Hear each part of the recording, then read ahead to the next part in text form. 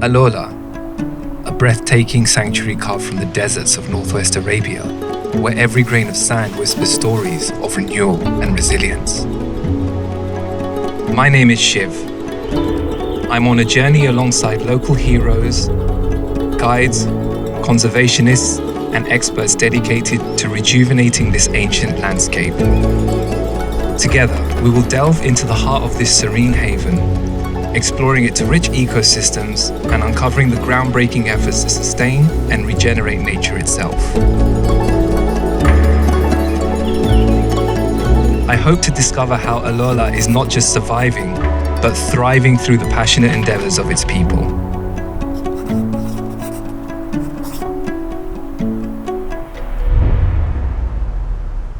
My journey begins at Sharaan Nature Reserve, a vast sanctuary stretching over 1,500 square kilometers. Here, rugged canyons, expansive deserts, and verdant valleys come together to form a refuge for many endangered species. Today I'm here to meet Bassam, a ranger whose deep passion revitalizes every inch of this remarkable landscape. To him and those who cherish it, this reserve is more than just land. It embodies a profound vision, a vision to revive and restore these ecosystems to their pristine magnificence. Here we are protecting and trying to restore the land and restore what was lost from it, like wildlife, natural features. Look back there, you can see two ibex roaming around, and you can see they are not running from us. You see them? The Nubian ibex, although not rare here, is still vulnerable. Locally, they hold significance and have an important role in Middle Eastern culture, symbolizing purity and grace. What else lives here? Nubian ibex, the Arabian gazelle, and the Arabian oryx. So these four species. So when rebuilding an ecosystem, where do you start? You start by protecting it and giving it a chance. Nature will rebuild itself if you give it a chance. But sometimes that wound will not heal very fast and will not be fixed unless we intervene. So that's where we come in. We try to intervene with as low as possible to rebuild it.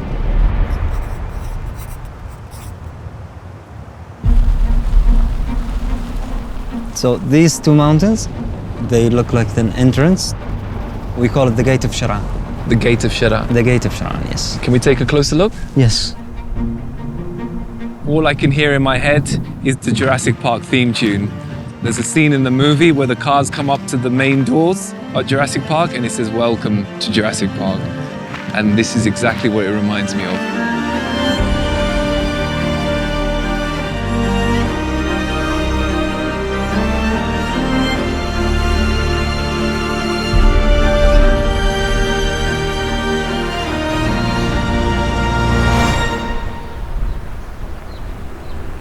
Wow, it's just so green here. What trees are these?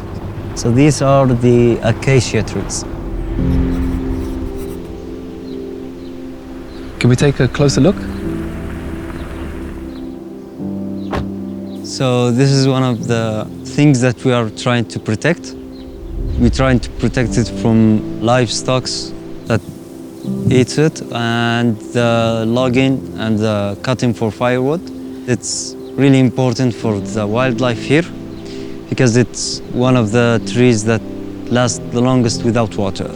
Boy, I mean, it's just so green compared to the rest of the environment, and very impressive tree. How does livestock eat this? It's got some serious thorns on it. Like every creature lives in it, it comes with equipment suitable for this. Yeah. That's quite a mouth that livestock has got. So animals use it as shelter, as a place for where they can build their nests and they can survive around it. Right. And it's very vital for the wildlife here. It's not just ibex and trees that find refuge here. Sharaan Nature Reserve serves as a haven for a diverse array of wildlife, thriving in this unique and magnificent landscape.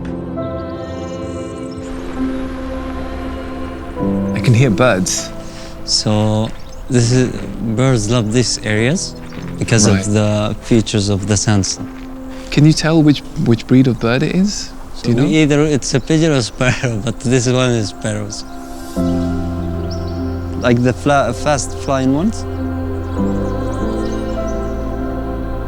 I saw them go into that little canyon crack over there.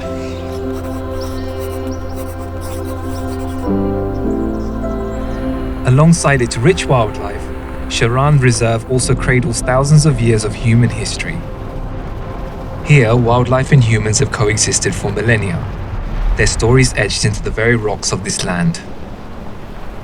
So, tell me, what is this? So what we are having here is one of the things that also the reserves protect. It's the historical monument.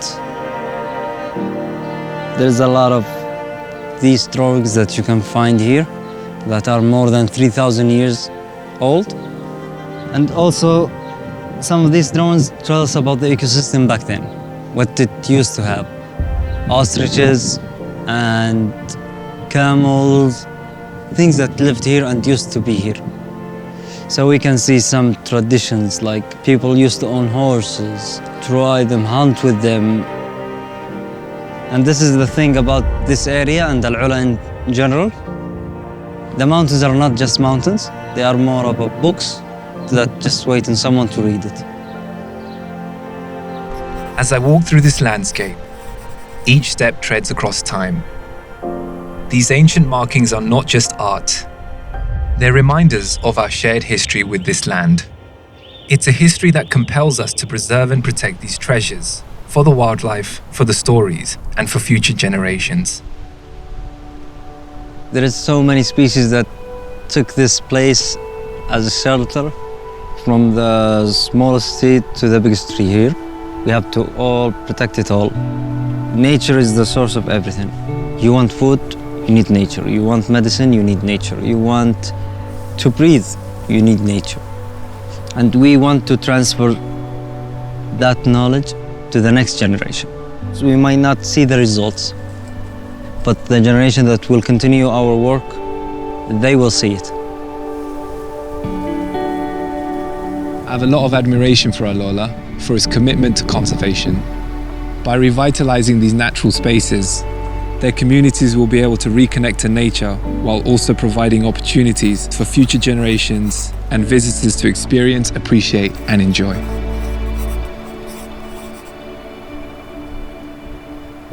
Now that I've seen the dedication to preserving wildlife here in AlUla, I'm eager to explore how the locals have historically intertwined their lives with animals.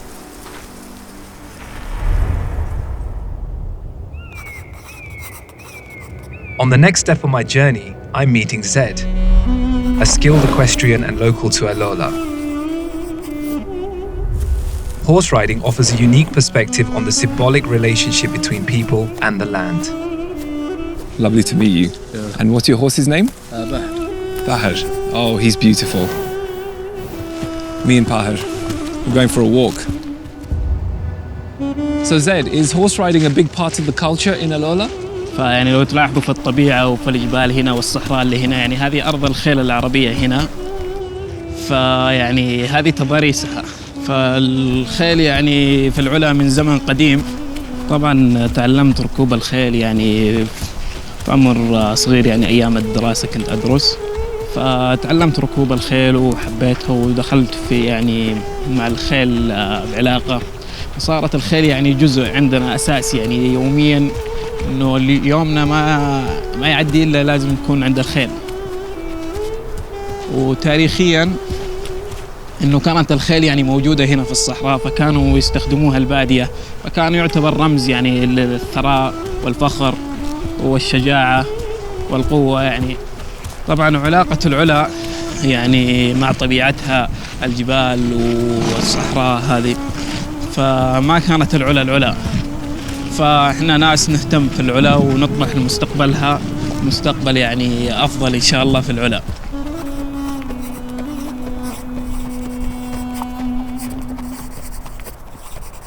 So I just finished horseback riding with Zed, and what an incredible experience. Another aspect that I've learned about AlUla is the relationship between horses and humans and how they've lasted thousands of years and multiple generations. Arabian horses are amongst the greatest horses in the world.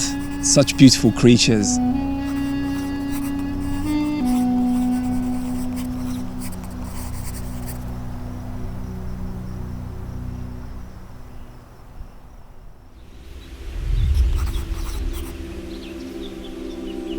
In this landscape, all living things rely on each other for survival.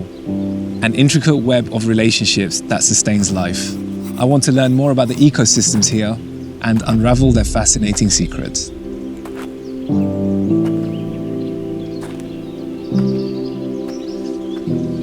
Sunrise in the oasis. There's a quiet magic to it. Warmth, coziness, it's the golden hour, it's quiet. As I walk this 3-kilometer trail, I feel at one with nature.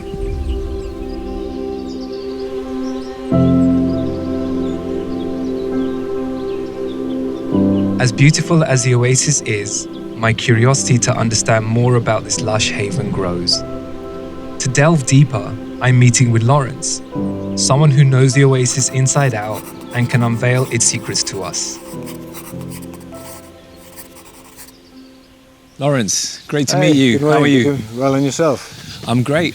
So what actually is an oasis? About the name Oasis, it's a place of refuge, it's a place of rest. And oases are normally areas where water comes to the surface.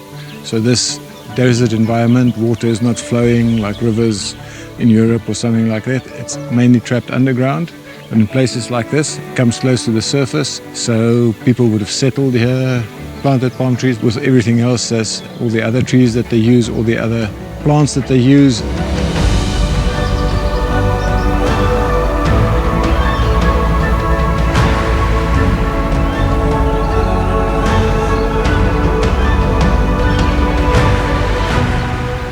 So it's not only a refuge for humans, but also for animals. You know, you can feel the temperature under the trees here. It's nice and cool. You would have wildlife here. You know, quite often we think about wildlife from the National Geo documentaries and things like that, about East Africa and the plains and lions and elephants and that kind of thing. I call them the big and hairies and the cute and cuddlies. Okay. But in a place like this, you need to focus on the smaller things because this system is not driven by the big mammals. It's more driven by your invertebrates or your reptiles or your amphibians and things like that. So that's, to me, why it's an oasis, both refuge for humans and for wildlife.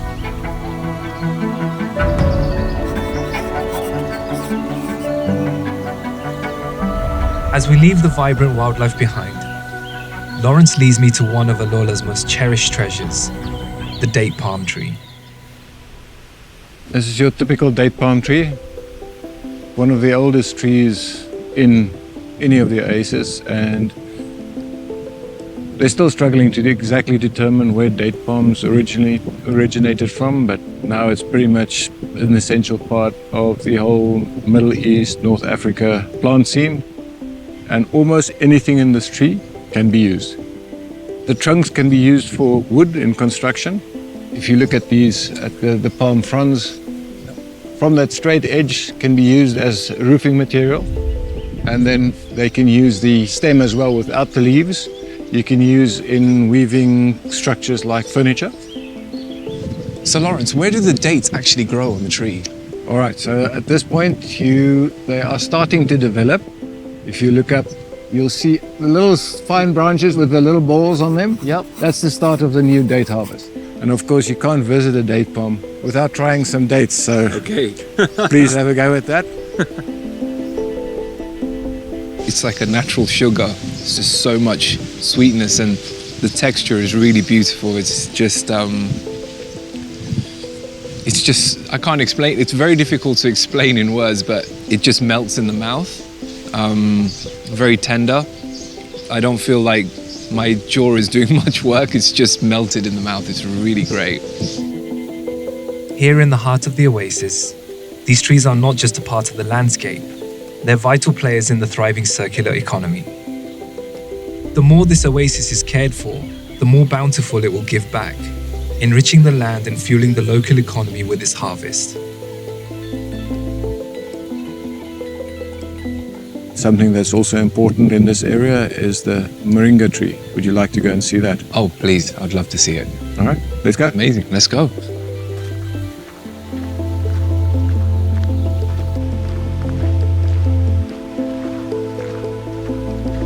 So Lawrence, it looks like we're in a very different environment to the date palm. What kind of tree is this? Yes, absolutely. This is one of the other important trees in Oasis. This is the moringa tree. This has also been part of the tradition and the culture for a long time in the Middle East. The main benefit of this tree is that the pods are used to produce an oil, moringa oil, that is used in cosmetics, in perfumes, in food. It's got a lot of health benefits. They call it the miracle tree. That's incredible.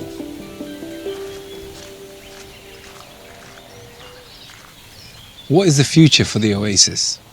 It's creating this open air museum and rejuvenating this to showcase what it's worth, number one, in terms of biodiversity, and secondly, it's worth to the culture and the people of AlUla. By regenerating the environment, you create a better habitat for both plants coming back, animal species associated with that coming back.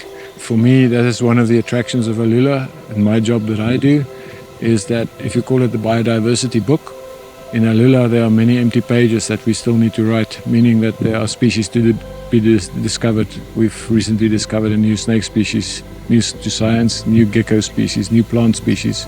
And for me, that's the future of both AlUla and the Oasis and the associated environment around that. Lawrence, what an incredible space this is. Thank you so much for all your information this morning. You're most welcome, and enjoy the rest of your stay. Thank you so much. All right, take care. You too. You know, time really slows down when I'm here, and I feel a sense of relaxation that I don't get anywhere else. The ecosystem, the beauty of the insects, the birds, the animals that I've come across. I could walk around here for hours, and I feel I'll always see something new every few minutes. You know, when I'm at home, I don't really feel connected to nature as I do when I'm here. The Oasis Trail has really made me feel connected to nature.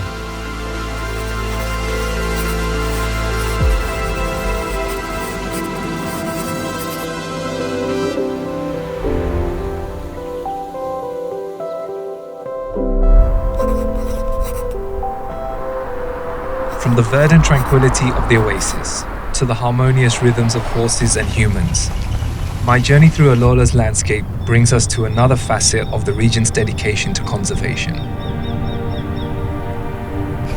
Now I'm going to meet a falconer whose bond with these majestic birds underscores the ongoing effort to preserve not just the falcons, but the biodiversity that defines this ancient land. What's your falcon's name? نجد شاهين بحري عمره 3 سنين الآن تقريبا 3 سنين عمره. What does falconry mean to you? سقارة جيت مجالها من وأنا صغير، يعني تعلقت بالطيور، والحمد لله يوم كبرت على طول شريت لي طير، تقريبا لي 10 سنين فيها الطيور هذه. ولا أعتقد يعني راح يوم من الأيام إن شاء الله نترك الطيور هذه.